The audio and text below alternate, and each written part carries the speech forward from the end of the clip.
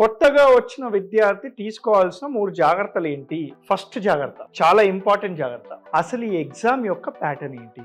అసలు UPSC civil services examination అంటే world's toughest exam గా అంటారు. ఎందుకు toughest exam?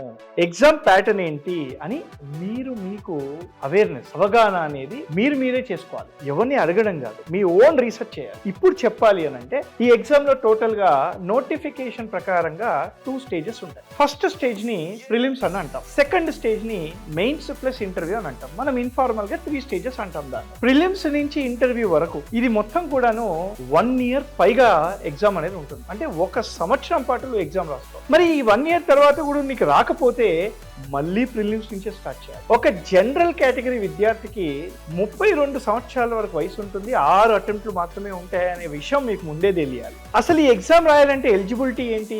Minimum 21 years plus graduation అయ్యి ఉండాల్సిన ఈ విషయం అనేది మీకు ముందే తెలియాలి. అంటే ఇలాంటి బేసిక్ ఇన్ఫర్మేషన్ అనేది ఫస్ట్ స్టెప్ నీకు నువ్వు తెలుసుకోవాలి.